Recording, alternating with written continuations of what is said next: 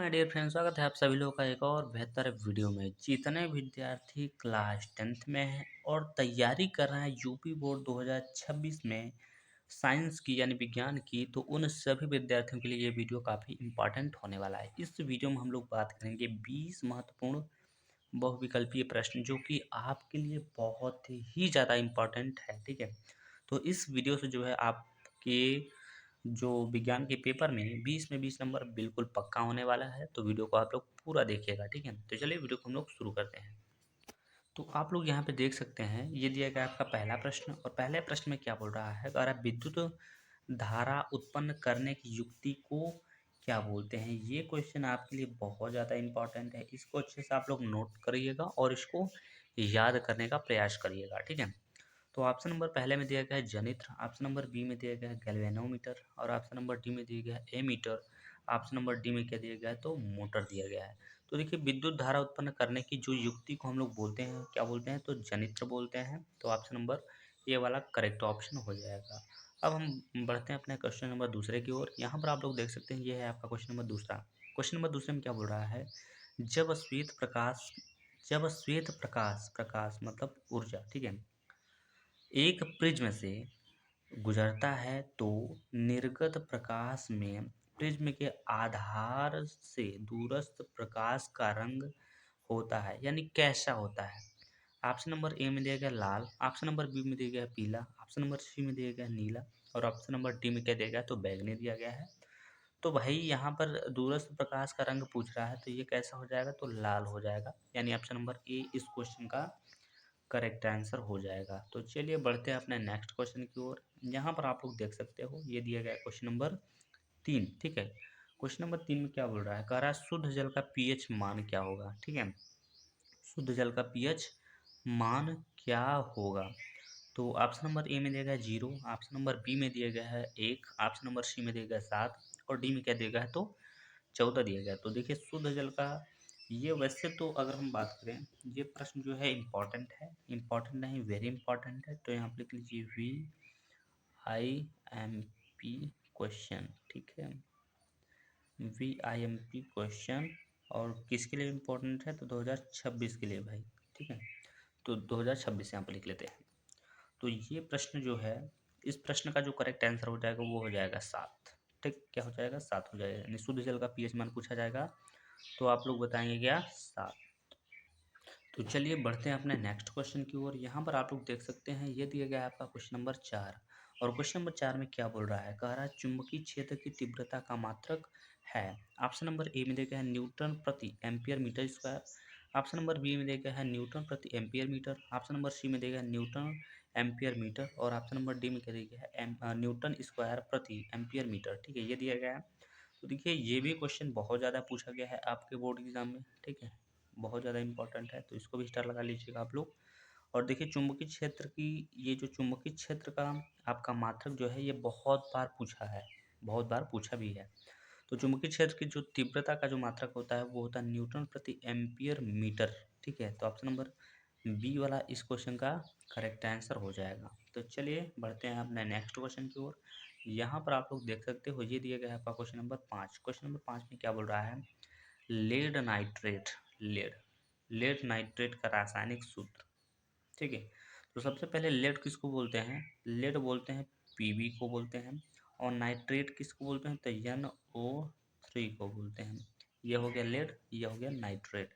हमसे यहाँ पर पूछा है लेड नाइट्रेट का रासायनिक सूत्र। ठीक है, तो लेड नाइट्रेट का जो रासायनिक सूत्र हो जाएगा वो PbNO3 का होल ट्वाइस, यानी ऑप्शन नंबर जो ए दिया गया है वो करेक्ट ऑप्शन हो जाएगा। ठीक है, तो चलिए बढ़ते हैं अपना नेक्स्ट क्वेश्चन की ओर। तो यहाँ पर आप लोग देख सकते हो, क्वेश्चन नंबर 6 दिया गया है। क्वेश्चन नंबर 6 में क्या बोला है, मेथेन का संरचनात्मक सूत्र, यानी मेथेन मेथेन को ऐसे बोला जाता है क्या, CH4। इसका पूछा है संरचनात्मक संरचनात्मक सूत्र। तो जब संराश इसमें देखिए, कार्बन की संख्या कितनी है, 1 है, तो हम 1 लिखेंगे, और हाइड्रोजन कितनी है, 4 है, तो एक हाइड्रोजन इसके आगे और एक हाइड्रोजन पीछे, एक हाइड्रोजन यहाँ पर ऊपर और एक हाइड्रोजन क्या करेंगे, नीचे लगा देंगे। तो इस तरीके से इसका जो है स्ट्रक्चर बन जाएगा, ये इसका संरचनात्मक क्या हो जाएगा, सूत्र हो जाएगा। तो ये जो दिया गया वो ऑप्शन नंबर बी में दिया गया, तो ऑप्शन नंबर बी इस क्वेश्चन का करेक्ट ऑप्शन हो जाएगा। ठीक है, तो चलिए बढ़ते हैं अपने नेक्स्ट क्वेश्चन की ओर।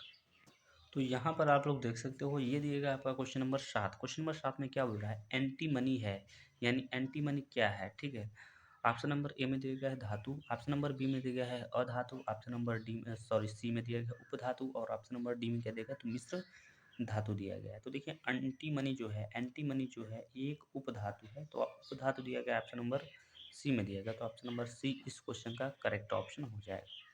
तो चलिए समझते हैं क्वेश्चन नंबर यहाँ पर 8 को। यहाँ पर देख सकते हैं, कह रहा है एक विलेन लाल लिटमस को नीला करता है, इसका पीएच मान कितना होगा। तो भाई जब नीले, यहाँ पर देखिए लाल लिटमस को नीला करता है, तो इसका पीएच मान जो होगा वो क्या होगा, 7 से अधिक होगा। वो क्या होगा, 7 से अधिक। और जो 7 से अधिक होता है उसको हम लोग क्या बोलते हैं, क्षारी बोलते हैं। क्या बोलते हैं, क्षारी बोलते हैं।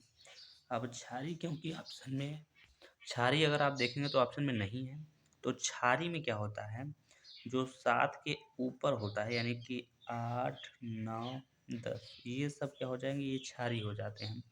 तो इसमें 9, 10 तो है नहीं, 8 है, तो 8 ही इस क्वेश्चन का करेक्ट ऑप्शन हो जाएगा। ठीक है, तो चलिए समझते हैं क्वेश्चन नंबर यहाँ पर 9 को। यहाँ पर देख सकते हैं क्वेश्चन नंबर 9 में क्या बोल रहा है, कह रहा है जिंक चूर्ण पर तनु सल्फ्यूरिक अम्ल की क्रिया में गैस निकलती है। ठीक है, ऑप्शन नंबर ए में दिया गया है O2, ऑप्शन नंबर बी में दिया गया है Cl2, ऑप्शन नंबर सी में दिया गया है CO2, और ऑप्शन नंबर डी में क्या दिया गया है H2 यानी हाइड्रोजन। ठीक है, तो हाइड्रोजन ही इस क्वेश्चन का करेक्ट ऑप्शन हो जाएगा, यानी जिंक, जिंक चूर्ण पर तनु सल्फ्यूरिक अम्ल की क्रिया से गैस निकलती है, तो क्या निकलती है, तो हाइड्रोजन गैस निकलती है भाई। ठीक है, तो ऑप्शन नंबर इसका डी जो है करेक्ट ऑप्शन हो जाएगा। तो चलिए समझते हैं क्वेश्चन नंबर यहाँ पर 10 को। यहाँ पर देख सकते हैं क्वेश्चन नंबर 10 में क्या बोल रहा है, एल्काइन का सामान्य सूत्र होता है, एल्काइन का सामान्य सूत्र होता है। तो ऑप्शन नंबर ए में दिया गया है CnH2n, ऑप्शन नंबर बी में दिया गया CnH2n+2, ऑप्शन नंबर सी में दिया गया CnH2n-2, ऑप्शन नंबर डी में दिया गया CnH2n+4 दिया गया है। तो देखिए एल्काइन का जो सामान्य सूत्र होता है वो होता है CnH2n, और माइनस में कितना होता है, 2 होता है। ये आपका दिया गया है भाई एल्काइन का सूत्र।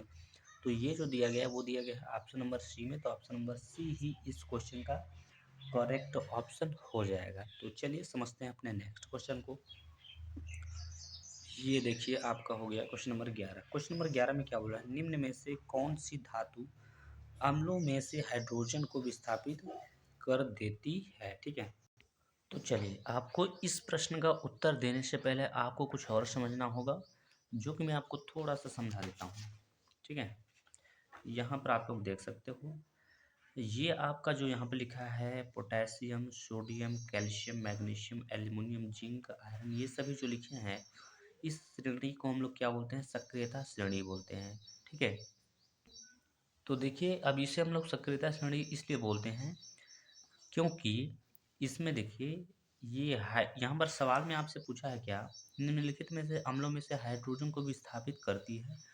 तो हाइड्रोजन आप देखेंगे तो यहाँ पर है, दिख रहा होगा ये सबको। ठीक है, तो हाइड्रोजन यहाँ पर है, तो हाइड्रोजन के नीचे जितने भी एलिमेंट है, जितने भी तत्व हैं, वो सभी हाइड्रोजन को विस्थापित नहीं कर सकते हैं। ठीक है, क्यों नहीं कर सकते हैं, क्योंकि इसकी जो अभिक्रियाशीलता है वो इन सभी तत्वों से क्या है, ज़्यादा है। ठीक है, यानी पावर क्या है, ज़्यादा है। लेकिन जैसे ही हाइड्रोजन के ऊपर के जो तत्व हैं, जैसे यहाँ पर लेड, आयरन, जिंक, एल्यूमिनियम हो गया, मैग्नीशियम हो गया, कैल्शियम हो गया, और यहाँ पर सोडियम, पोटेशियम हो गया, इसकी जो अभिक्रियाशीलता होगी वो क्या होगी, हाइड्रोजन से ज़्यादा होगी। तो यानी हाइड्रोजन को विस्थापित वही तत्व करेगा जो इसके ऊपर होगा। तो यहाँ पर देखेंगे ये जिंक और मैग्नीशियम आपके ऑप्शन में यहाँ पर दिखेगा, जिंक और मैग्नीशियम, ये क्या है, हाइड्रोजन के ऊपर लिखे हैं, सक्रियता श्रेणी में क्या है, हाइड्रोजन से ऊपर लिखा हुआ है। ठीक है, आप यहाँ पे देख सकते हैं हाइड्रोजन आपका यहाँ पर है, और जो मैग्नीशियम है और जिंक है ये सभी क्या है, हाइड्रोजन से ऊपर है, इसलिए ये सभी क्या है, हाइड्रोजन को विस्थापित कर देंगे। ठीक है, तो ये आपकी है जो सक्रियता श्रेणी है। आप यहाँ पे सभी तत्वों को लिख लीजिएगा, यहाँ पे लिखिएगा सबसे अधिक अभिक्रियाशील, और इधर से पूरा पहले तत्व लिखिए।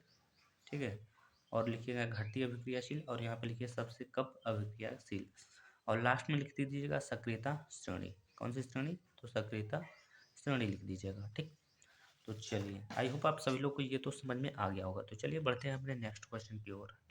यहाँ पर आप लोग देख सकते हो क्वेश्चन नंबर 12 दिया गया। क्वेश्चन नंबर 12 में क्या बोल रहा है कि Fe2O3 और इसका रिएक्शन कराया जाएगा एल्यूमिनियम यानी Al से, तो रिएक्शन में हमें मिला Al2O3 और Fe। ठीक है, तो इसका मतलब ये पूछ रहा है कि अभिक्रिया जो है ये किस प्रकार की अभिक्रिया है, संयोजन अभिक्रिया, द्विविस्थापन अभिक्रिया, या फिर वियोजन अभिक्रिया, या फिर विस्थापन अभिक्रिया।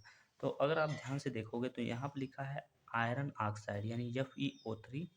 जैसे ही इसका रिएक्शन हम कराए एल्यूमिनियम के साथ, तो ये आयरन यहाँ से हट गया है, यहाँ पर आ गया एल्यूमिनियम यानी Al2O3 हो गया है। तो इसका मतलब एल्यूमिनियम ने क्या किया, आयरन को विस्थापित यहाँ पर कर दिया, विस्थापित मतलब हटा दिया। तो यहाँ पर कौन सी अभिक्रिया हो जाएगी, तो विस्थापन अभिक्रिया हो जाएगी, यानी ऑप्शन नंबर डी इस क्वेश्चन का करेक्ट आंसर हो जाएगा। ठीक है, तो चलिए समझते हैं क्वेश्चन नंबर यहाँ पर देख सकते हैं 13 को।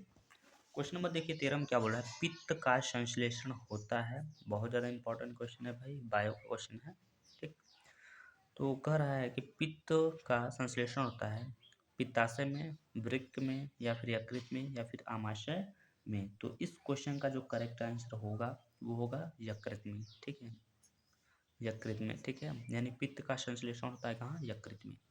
तो चलिए बढ़ते हैं अपने नेक्स्ट क्वेश्चन की ओर। यहाँ पर आप लोग देख सकते हो क्वेश्चन नंबर 14। क्वेश्चन नंबर 14 में क्या बोल रहा है कि मानव हृदय में कोष्ठों की संख्या होती है। ठीक है, यानी कोष्ठों की संख्या जो होती है वो कितनी होती है भाई, तो 4 कोष्ठकों की संख्या होती है। यानी मानव हृदय में जो कोष्ठकों की संख्या होती है, कोष्ठक यानी कक्षक यूँ समझ लीजिए, कक्षक यानी कि जो आपका मानव हृदय है उसमें 4 कक्षक होते हैं भाई। ठीक है, तो चलिए समझते हैं क्वेश्चन नंबर 15 को। यहाँ पर आप लोग देख सकते हो क्वेश्चन नंबर 15। क्वेश्चन नंबर 15 में क्या बोल रहा है, मानव में निम्न में से कौन उत्सर्जन तंत्र से संबंधित है, आमाशय, प्लीहा, या फिर हृदय, या फिर वृक्क। तो वृक्क इस क्वेश्चन का करेक्ट आंसर हो जाएगा। ठीक है, यानी मानव में निम्नलिखित में से उत्सर्जन तंत्र से संबंधित है तो वृक्क है। ठीक, तो चलिए समझते हैं क्वेश्चन नंबर यहाँ पर देख सकते हैं आप 16 को। क्वेश्चन नंबर 16 में क्या बोला है, पराग कोष में होते हैं। बहुत ज़्यादा इंपॉर्टेंट है और याद करना बहुत ही सिंपल है। प से होता है पराग कोष और इसका उत्तर होता है पराग कण। प से होता है पराग और प से होता है पराग कण। तो ऑप्शन नंबर जो है डी इस क्वेश्चन का करेक्ट ऑप्शन हो जाएगा। ठीक है, तो चलिए बढ़ते हैं अपने नेक्स्ट क्वेश्चन की ओर। तो चलिए यहाँ पर हम लोग देख सकते हैं क्वेश्चन नंबर 17। क्वेश्चन नंबर 17 में क्या बोल रहा है, पत्तियों पर कलियाँ विकसित होती हैं। ऑप्शन नंबर ए में दिया गया है पुदीना में, ऑप्शन नंबर बी में दिया गया है आलू में, ऑप्शन नंबर देख सकते हैं सी में तो दिया गया है ब्रायोफिलम में, और ऑप्शन नंबर डी में क्या दिया गया है, इनमें से सभी। तो देखिए पत्तियों पर जो कलियाँ विकसित होती हैं वो होता है ब्रायोफिलम में, ब्रायोफिलम। तो ऑप्शन नंबर सी इस क्वेश्चन का करेक्ट आंसर हो जाएगा। तो चलिए समझते हैं क्वेश्चन नंबर 18 को। यहाँ पर देखिए क्या लिखा है, कह रहा है एक लिंगी फूल का उदाहरण है। तो आप सब ये तो भाई बहुत सरल क्वेश्चन है, बहुत आसान क्वेश्चन है और इम्पोर्टेंट है भाई। ठीक है, कह रहा है एक लिंगी फूल का उदाहरण है तो भाई पपीते का फूल। ठीक, एक लिंगी का उदाहरण क्या है, तो पपीते का फूल। तो चलिए समझते हैं क्वेश्चन नंबर 19 को देख सकते हैं। ये है क्वेश्चन नंबर 19। क्वेश्चन नंबर 19 में क्या बोला है, डार्विन प्रसिद्ध है, यानी डार्विन क्यों प्रसिद्ध है यहाँ पर आपको बताना है। तो डार्विन प्रसिद्ध है प्राकृतिक वर्ण सिद्धांत हेतु। ऑप्शन नंबर बी वाला इस क्वेश्चन का करेक्ट ऑप्शन हो जाएगा।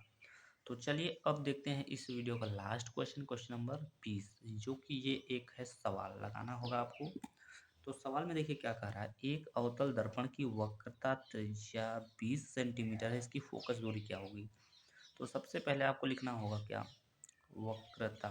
ठीक है, वक्रता त्रिज्या। तो वक्रता त्रिज्या हमने लिख लिया। वक्रता त्रिज्या को हम दर्शाते हैं आर से, तो आर का मान हमें दिया गया है 20। अब क्योंकि ये अवतल दर्पण है तो आपको लिखना होगा माइनस में 20। ठीक है, माइनस में 20 से में लिखना होगा। ठीक, आपसे पूछ रहा है फोकस दूरी, तो आप सभी को पता होगा कि फोकस, ठीक है, क्या पता होगा, फोकस को हम एफ से दर्शाते हैं, यानी एफ का मान आपको से पूछ रहा है। तो आपको करना क्या होगा, सूत्र लिखना होगा। क्या लिखना होगा, सूत्र। तो लिखेंगे फोकस एफ बराबर आर और बटे में 2। तो जिसमें से आर का मान आपको दिया गया माइनस में दिया गया है 20 और बटे में दिया गया है 2।